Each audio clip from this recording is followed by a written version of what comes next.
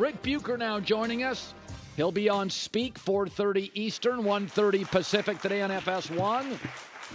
Bukes, how? But now I don't know what was your. I was abroad.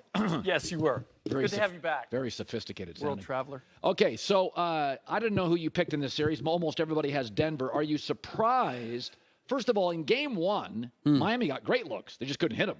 Yeah. Didn't have their sea legs, right? They didn't have the mountain. Yeah. Dexterity. They weren't ready quite for it. But my takeaway in the first two games is Miami's getting a ton of open looks. Yeah. Yeah. My take is certainly there's that.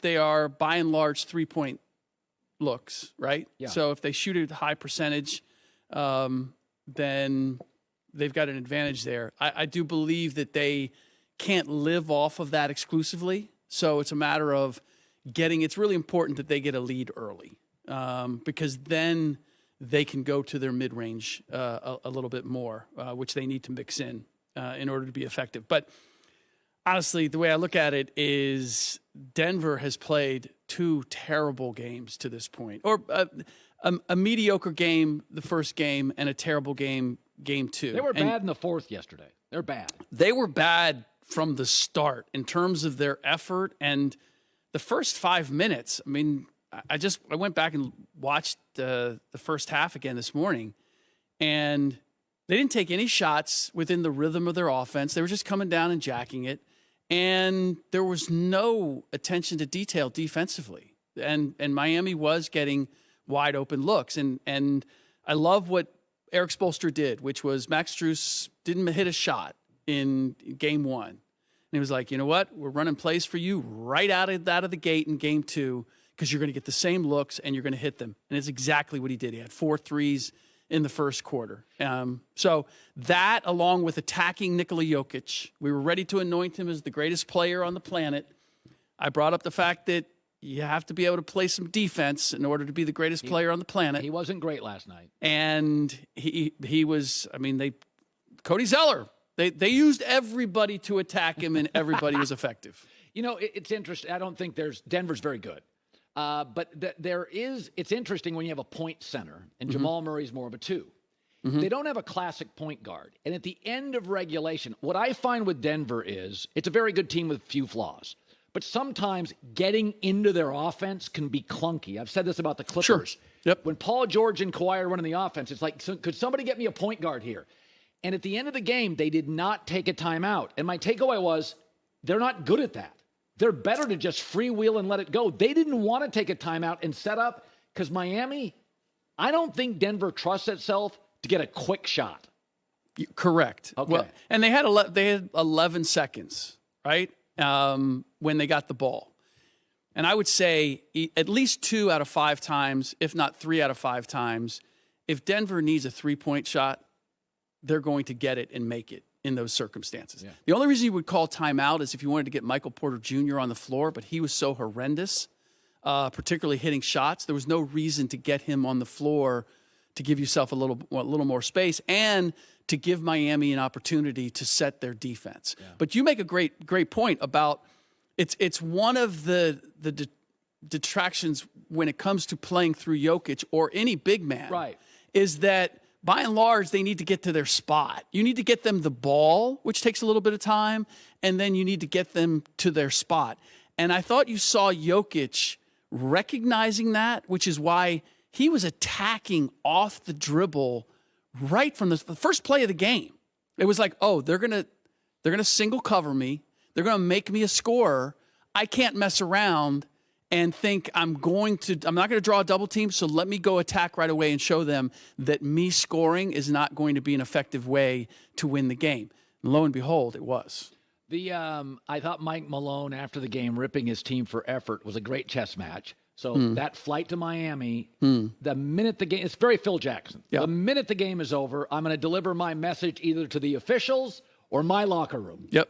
And I thought Mike did a good job of that. Did you think effort was a problem? Yeah. I mean, across the board. And Jokić wasn't an exception. Jamal Murray wasn't an exception. Kentavious Caldwell-Pope and Michael Porter Jr. were at the head of the line. Christian Brown was really the only guy, and Bruce Brown were the only two guys who played with the kind of energy that you would expect from a team in the finals. I like Bruce Brown, Yeah, and look, across the board, this is my one concern, and I'm not really concerned. I picked Denver in 5. I still expect that to happen. I think they're going to be much more focused and dialed in on the road.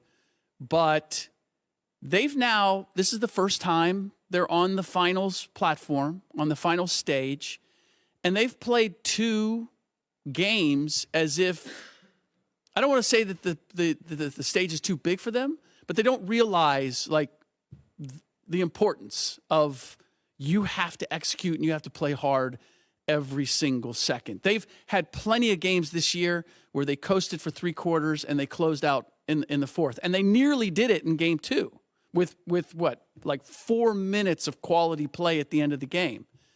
But to think that you're going to beat a Miami Heat team not playing hard throughout the game is a mistake.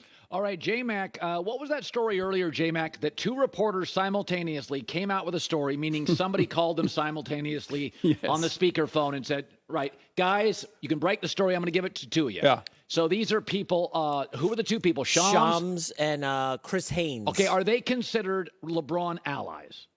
No. Shams is in the Kyrie Irving camp. Okay, do you think the news came from Kyrie or Clutch? Oh, Kyrie. Okay, so Kyrie sent the message out, the message being he wants LeBron in Dallas. Yes. And what do you make of the story? I'm fascinated by it. I'm fascinated by the idea that you would have LeBron, Luka, and Kyrie playing together. Oh, love it. You love it offensively. You don't love it defensively. Who cares about defense? Oh my goodness. Like the other 2 guys are going to go, come on, we can't do this. Like literally the other 2 guys on the floor would be, come on. You guys are having all the fun offensively. We got to carry the load defensively. We can't possibly make this work. What I find interesting about it, and I think last week when you were off living in ice hotels or whatever the hell you were doing. Yeah, whatever.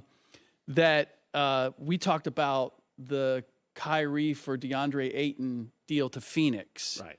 And I talked to somebody yesterday who is in that circle and said, I don't know if KD is ready to hook up with Kyrie again. I had heard since Brooklyn, he blamed it on Sean Marks and Joe Tsai and Steve Nash, and they weren't going to give Kyrie an extension.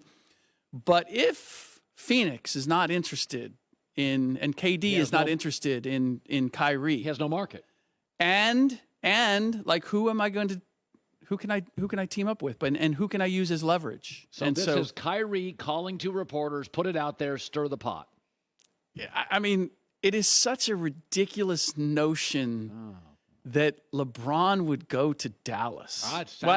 Why would he go to Dallas? Why would what possibility? Let me throw it out. LeBron's smart, knows the game. His exit strategies have been brilliant. Men are good at starting things, relationships, wars. We never end them well. We're bad at that. Not LeBron. He's great at exit strategies. Yeah. He knows he's a 55-game player now. Yeah. He can be great in moments, not even entire games. That's very rare. He has to now join somebody that plays Tatum, Luka, 70 games. Sure. And he's the 1A. I think LeBron's very comfortable. I think he's wanted AD to be this for 3 years. Yep. And he wouldn't take the baton. Yep. And so LeBron looks at Luka and go, okay, I got my young star. I can now be great in moments. I can be a mentor. By the way, if I'm Dallas is getting to a point now, the Kyrie thing didn't work. The Jalen thing's not perfect. Porzingis, we can mess around. LeBron works with but Mark Cuban's an entrepreneur. LeBron in town, he's not going to listen to that? Okay, but the reality is, if he was a free agent, I would consider that. Okay. Remote possibility, but at least a possibility. But he's still getting paid like $40-some million next season. I don't know how you possibly make that work. Hi, everybody. Thanks for watching. Subscribe here to get the latest from the show. Also, be sure to check out more of the best clips from The Herd or go watch a few segments from other shows on FS1.